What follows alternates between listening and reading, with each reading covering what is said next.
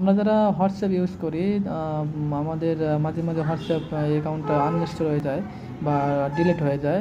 তখন আমাদের নতুন যে মোবাইল নাম্বারটা ওটা অ্যাড করার পরে আমাদের যে চ্যাটগুলো ওটা চলে যায় আর কি। ওই চ্যাটটা ব্যাকআপ নেওয়ার জন্য একটা জিমেল অ্যাড্রেস দিতে হয় হোয়াটসঅ্যাপে।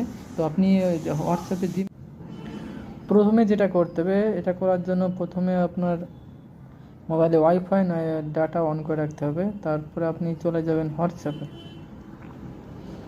হোয়াটসঅ্যাপে যাওয়ার পর থ্রি ডট নামে যে একটা অপশন আছে এখানে একবার ক্লিক করবেন।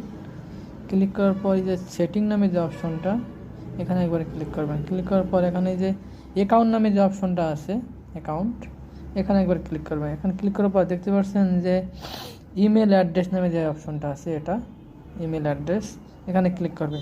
এখানে ক্লিক করে দেখবেন এখানে যে ইমেলটা আসছে, ঠিক আছে। এখানে আপনার যদি ইমেল অ্যাড্রেস ইমেল থাকে ইমেলটা এখন দেখুন। তো আমার ইমেল আছে মিলন দেশি, ইমেলটা আমি দিয়ে দিলাম। তারপরে নেক্সট একবার ক্লিক করবেন। নেক্সটে ক্লিক করার পরে এখানে একটা আপনার যে ইমেল আছে ওই ইমেলে একটা ভেরিফাই কোড যাবে। হ্যাঁ, ভেরিফাই কোডটা আসলে হয়ে যাবে আর কি।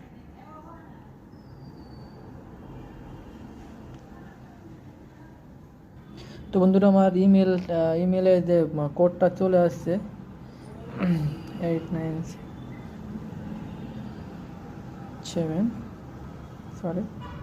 503।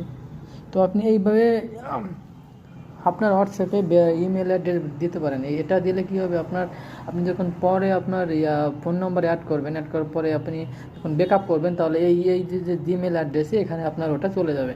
তো ভিডিওটা ভালো লাগলে থাকলে অবশ্যই লাইক শেয়ার কমেন্ট করবেন।